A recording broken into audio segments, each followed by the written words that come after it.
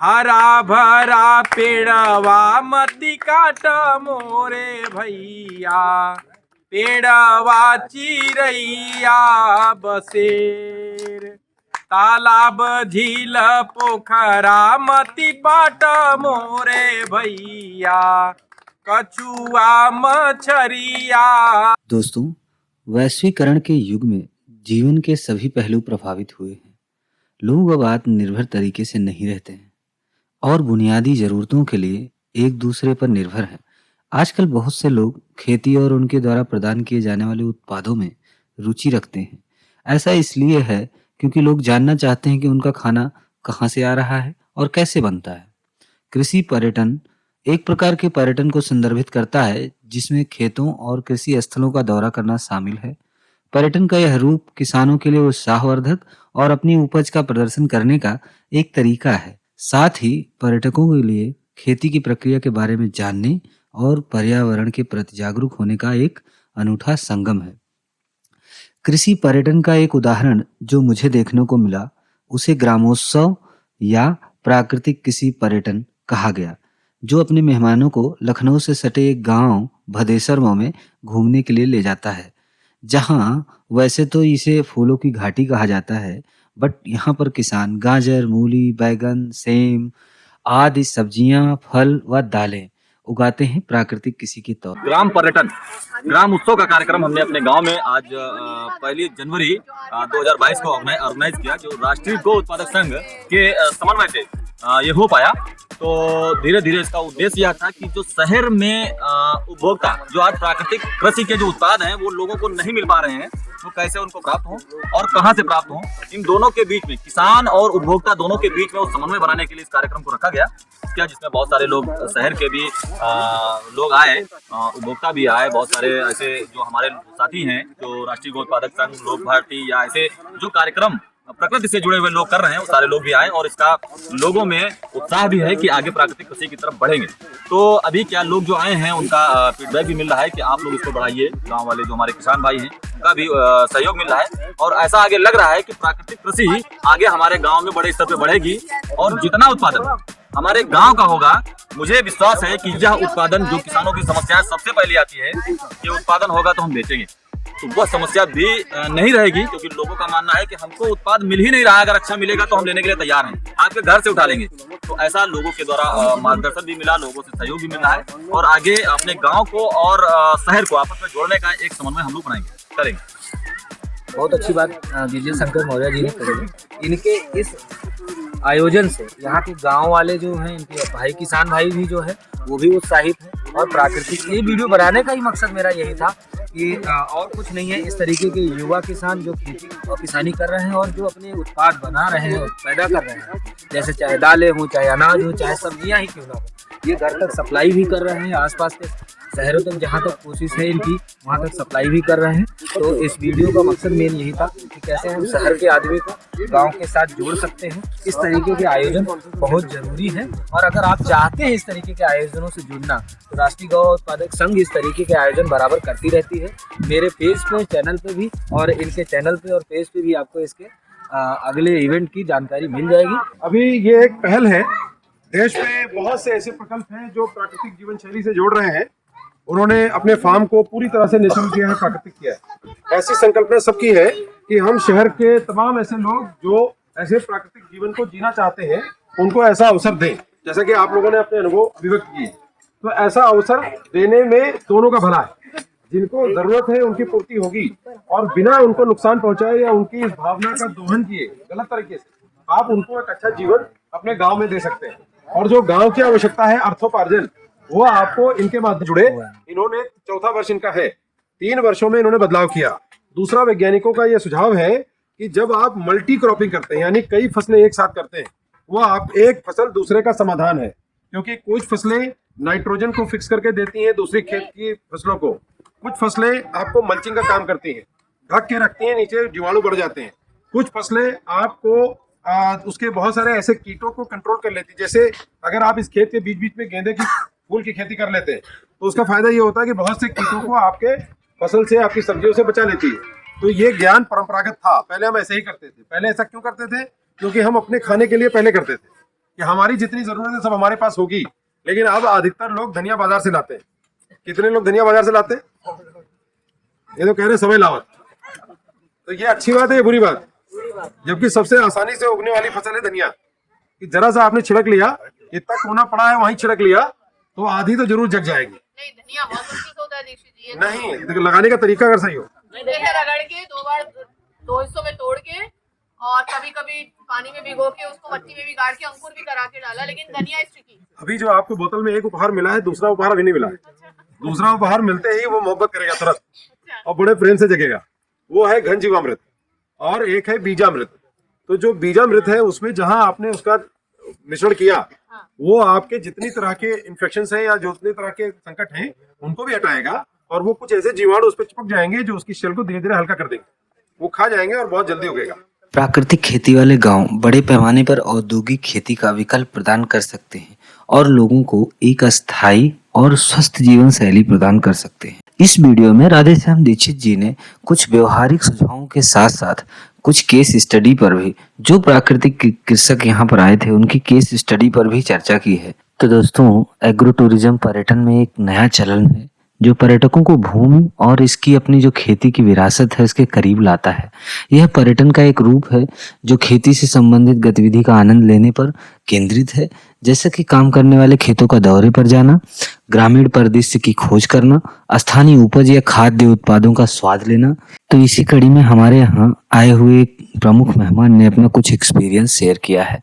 मेरा नाम डॉक्टर संगीता सक्सेना है। मैं बाबा साहेब भीमराव अम्बेडकर यूनिवर्सिटी में प्रोफेसर हूँ, बायोटेक्नोलॉजी डिपार्टमेंट में। बहुत अच्छा लगा क्योंकि हम जो भी करते थे अपने हिसाब से करते थे। जैसे मैंने आज ये जो खेत देखा जिसमें इंटरक्रॉपिंग देखी मैंने, वो आइडिया मुझको बहुत अच्छा लगा इंटरक्रॉपिंग वाला। प्लस मुझे ये बहुत अच्छा लगा कि आपके अपने ही पास गोबर है, गोमूत्र है और फर्टिलाइजर है ना। ट्रैपिंग आपने कर ही लिया, आपने ये बीजामृत और जीवामृत आपने बना ही लिया, तो आपका बड़ा सेल्फ सस्टेनेबल एक आपने अपना गांव को डेवलप करने की दिशा में काम कर रहे हैं। और मुझको इसलिए यहाँ पे आना बहुत अच्छा लगा कि हम लोग बहुत शहर में बहुत ऊंचे अपार्टमेंट्स में रहते हैं और इस किस्म की लाइफस्टाइल से बिल्कुल अलग चले गए हैं। लेकिन ये बेहद ज़रूरी है कि हम लोग कम से कम महीने में एक बार, मैं भी और मेरे जैसे और लोग भी हैं, वो आएँ, अनुभव करें और इस तरह की शिक्षा या इस तरह का एक्सपीरियंस अपने बच्चों को भी दें। तो आप लोग वास्तव में बहुत ब्लेस्ड हैं, बहुत लकी हैं कि आप इतने अच्छे फूलों की घाटी में रह रहे हैं। Thank you very much. हमको कई लोगों ने कहा कि साहब किसान नहीं समझना चाह रहा, तो मुझे ये विश्वास नहीं होगा किसान क्यों नहीं समझना चाह रहा है, क्योंकि मैं भी किसानों को जानता हूँ।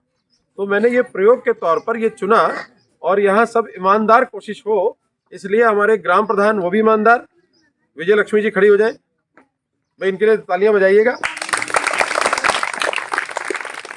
दूसरी एक ग्रामीण आजीविका मिशन की सदस्य भी हैं, इसलिए भी एक दूसरी ताली। अध्यक्षा है और सब करके देख लिया। उसके बाद इनको शांति आकर मिली इस प्राकृतिक कृषि में। अब इनका फार्म है हरदोई में, कितने बीघे? 40 बीघे का फार्म है हरदोई में, गोमती नदी के पास, और ये उसमें खेती कर रहे हैं। अब इस पूरी प्रक्रिया को गांव को शामिल करके ये काम उधर भी प्रयास किया इन्होंने। और दूसरा, क्योंकि इन्होंने काफी निवेश करके अपना सेटअप बनाया था, तो हम लोगों ने आग्रह किया कि आप एक किसान की दुकान खोलो। तो पहले ये रिजेक्ट है कि दूसरों की दुकान तो चल रही थी, आप हमको भी फंसा दे रहे हो। लेकिन जब इन्होंने किया तो आज ये हमसे कहते हैं कि आपने पहले फंसाया नहीं, आपने हमें उबार लिया और संकटों से रास्ता दे दिया। अब हम इसी में सुखी हैं। और उसके बाद प्रेरित होकर इन्होंने गिर गाय लाई घर में। तो आप में से जो भी इनके घर जाएगा उस गिर गाय का दूध पिलाएंगे आपको, बहुत अच्छा, बड़े गिलास में, पंजाबी वाले में। हमें तो कम होता है तो कम पिलाते हैं, लेकिन कभी कभी पंजाबी वाला भी मिलता। जब कम लोग जाते तो मिल जाएगा। हाँ, जितने औषधीय पौधे हैं वो हमारे लिए जरूरी है और उनको अब हम लोग प्रयास कर रहे हैं कि घरों में लगाएं, उसकी से सुंदरता बढ़ाएं और उसकी हवा भी आएगी तो औषधि के साथ आएगी, तो जीवन भी अच्छा होगा। बहुत अच्छा काम है। और इनका IIM के पास, IIM के बगल में रामचंद्र मिशन है। श्री रामचंद्र मिशन के ठीक गेट के सामने रास्ता उतर रहा है, उससे उतरते ही आपको बैनर दिख जाएगा, बोर्ड दिख जाएगा। दूसरी बिल्डिंग इनकी है किसान की दुकान। और पूरे देश में जितने भी हमारे नेटवर्क के लोग खोलेंगे वो सिर्फ एक ही दुकान खोलेंगे, किसान की दुकान। इन्होंने एक मॉडल विकसित किया, हमारे कई साथियों ने अलग जगह किया, कि आप इनके पूरे 40 बीघे में अपनी दिशा चुनकर, अपना स्थान चुनकर एक टुकड़ा आप उसमें ले ले, आप अपना उसमें हट बना ले, आप अपना पूरा सुंदर बना ले। उसकी देखभाल ये करेंगे देखभाल के बदले अगर इनके पास अतिथि आ गया उसको रख लेंगे, इससे ही अपना खर्चा निकाल लेंगे। आपकी संपत्ति होगी, उसकी आपकी रजिस्ट्री भी चाहे हो जाएगी। आपकी संपत्ति है, आप जाएंगे तो आपको व्यवस्था वैसी मिलेगी, आपको प्राथमिकता रहेगी, आपको वहां पर स्थानीय जो भोजन है वो भी मिलेगा, पूरी सुख मिलेगा। और आपको केवल उतना प्रोमाइसेस नहीं है, आप पूरे प्रोमाइसेस का भ्रमण करेंगे। हरदोई ये लखनऊ से लगभग 50 से 60 किलोमीटर बैठेगा, सीतापुर रोड पे। और जो इनका स्थान है उसमें मुझे लगता है 300-400 वर्ष पुराना 7th सेंचुरी का, 7th एज century पर का- ASI डिक्लेयर्ड 7th सेंचुरी का एक खुदाई में स्ट्रक्चर निकला है और उसको भी क्योंकि थोड़ा बहुत सीतापुर वो डेवलप कर संतों रहे का हैं केंद्र ही रहा है हमेशा। तो एक ऐसा भी एक मॉडल हम लोग बनाने की कोशिश कर रहे हैं, वो भी बनेगा। तो एक ऐसा प्रयास, ये सीतापुर से है, सीतापुर में ये खेती कर रहे हैं। लखनऊ में गऊ घाट के पास इनकी गौशाला थी, है भी गऊ घाट। लखनऊ में जो गऊ घाट था वो गोमती के किनारे जितने घाट है उसमें गऊ घाट वो गायों के विशेष क्षेत्र के लिए न जाना गया। ये उसका संचालन कर रहे हैं, ये वहाँ गायों के पालन करते हैं। और सीतापुर में आपकी खेती है, सीतापुर में ये 100 बीघे, सुने सारे किसान, 100 बीघे ये लेमन ग्रास कर रहे हैं। जो लोग छुट्टा गोवन से परेशान हैं, इसका उपाय इन्होंने निकाला। इनके खेत में लेमन ग्रास है जिससे इनको संकट नहीं है, क्योंकि गाय तो बकरी अटरिया के पास में कोई धरावा लेमन गाँव, ग्रास नहीं खाता। अटरिया के पास में धरावा ग्राम सभा। और मुझे तो इस गांव में आके बहुत ही सुंदर लग रहा है और बहुत ही ब्यूटीफुल, मतलब चारों तरफ जो आपने कितनी सुंदर खेती करी हुई है चारों तरफ, वो देख के मजा आ गया। और जितनी यहाँ पे औरतें हैं, बच्चे हैं, और सबसे बहुत ही बढ़िया बात ये है कि सभी काफी हेल्दी और फिट लग रहे हैं मुझे यहाँ पे। तो मतलब ये भी एक काफी अपने आप में एक बहुत ही बड़ा आपका अचीवमेंट है यहाँ। मतलब किसान है, उनका डायरेक्टली सामान पहुंचवा सके, ये हमारी तरफ से कोशिश रहेगी। लेकिन उसके एवज में हमको ये बहुत ही ज़्यादा जानना ज़रूरी है कि आप सही में कीटनाशक ना यूज़ करें, क्योंकि अगर आप नहीं यूज़ करेंगे तभी हम आगे सच्चे मन से, अगर हम, क्योंकि हम सच्चे मन से करना चाहते हैं, आप भी अगर सच्चे मन से करोगे तो कहीं थोड़ी प्रॉब्लम्स आएंगी। आपको भी हो सकता है, इन लोगों सब लोगों को थोड़ा सा टाइम लगे, हो सकता है 1 आध साल लगे, लेकिन वो धैर्य हम सबको मिल के रखना पड़ेगा। फिर ज़रूर से ज़रूर ऐसा होगा कि एक दिन सारा किसान जो है डायरेक्टली अपना सामान बेचेगा और जितने भी बिचौली हैं वो खत्म होंगे और हमारे किसानों को जो उनकी मेहनत है उसका पैसा मिलेगा। तो इसलिए आप सब लोगों को बहुत हमें यहाँ पर आके ये लगा कि हम प्रकृति गोद में आ गए। जो हम लोग शहर में रह के कटे हुए थे और काफ़ी टाइम से सोच रहे थे कि हम प्रकृति गोद में जाके आनंद लेंगे, वो यहाँ पर हमें आज सच्चा आनंद मिला। और हम बारम्बार ये कल्पना करते हैं, बल्कि विश्वास करते हैं कि हर महीने यहाँ पर आएंगे और अपनी एनर्जी को रिचार्ज करेंगे। यहाँ आने के बाद सबसे अच्छी बात तो ये लगी कि दिशी जी ने जो बताया कि बहुफसलीय कार्यक्रम जो चल रहा है वो बहुत अच्छा लगा। पहली बार मैंने उसको प्रैक्टिकली देखा, अभी तक हम लोग बुक में पढ़ते थे। और दूसरी बात ये, जो आपने जितना पेस्टिसाइड को हटा के प्राकृतिक फर्टिलाइजर का काम करा है और जो ये बीज का काम आप कर रहे हैं कि हम इसमें जैविक बीज भी आपको किसानों को उपलब्ध कराएंगे, ये भी मुझे बहुत अच्छा लगा।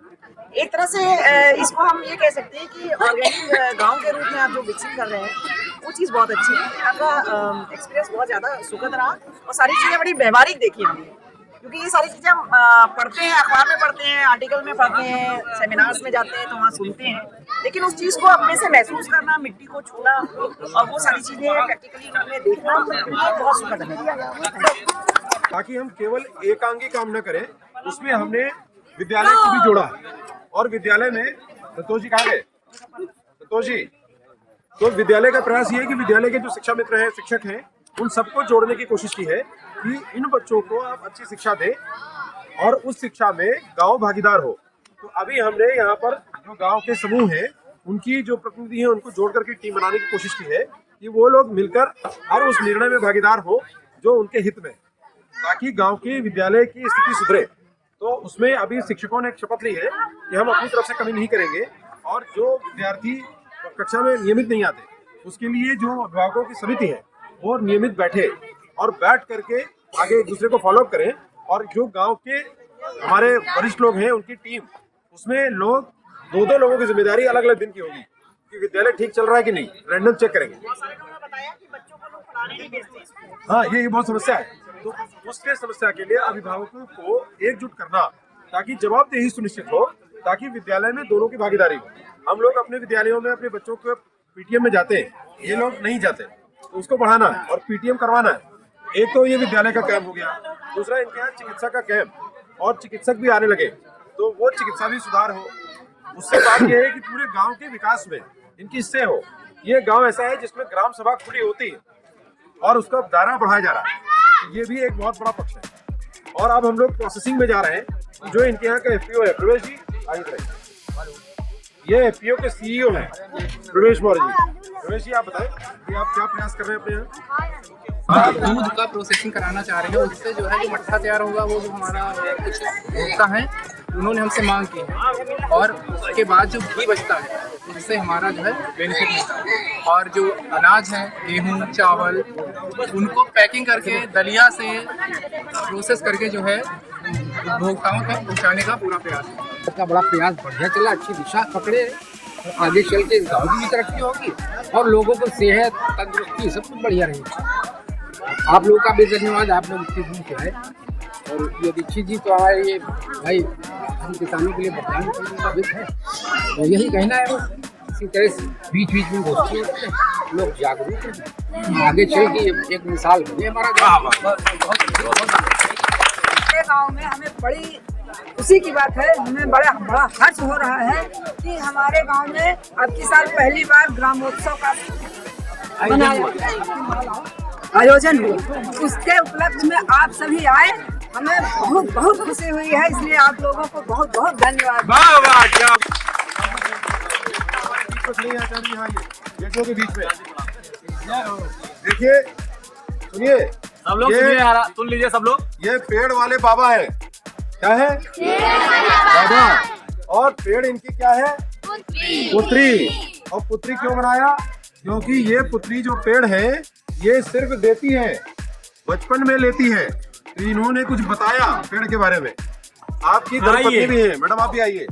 ये दोनों लोग समधी बनते हैं, तो कैसे बनते हैं और पुत्री क्यों बनाया आप बताइए। डॉक्टर सुशीला जी, आपका स्वागत है। बोलिए धरती माता की, पेड़ पौधों की, पशु पक्षियों की, जीव जंतुओं की। हरा भरा पेड़वा मती काटा मोरे भैया, पेड़वा चिरैया बसेर। हरा भरा पेड़वा मती काटा मोरे भैया, पेड़वा चिरैया बसेर। तालाब झील पोखरा मती बाटा मोरे भैया, कछुआ मछरिया बसेर। बिटिया के जनी दुख दिया मोरे भैया, बिटिया चिरैया के नाम। काहे बिना सुन आंगनवाए भैया, काहे बिना सुन दुआर। काहे बिना सुन पोखरवाए भैया, काहे बिना सुन बाटे बाग। बेटी बिना सुन आंगनवाए भैया, बेटा बिना सुन दुआर। हंस बिना सुन पोखरवाए भैया, कोयलरी बिना सुन बाटे बाग। उमड़ी झूमड़ी बाबा तुलसी लगावे, निमिया लगावे अकेल। जे कर तुलसी होते ले जई है, रही जई है अमावा अकेल, रही जई है अमावा अकेल। बच्चों, मेरा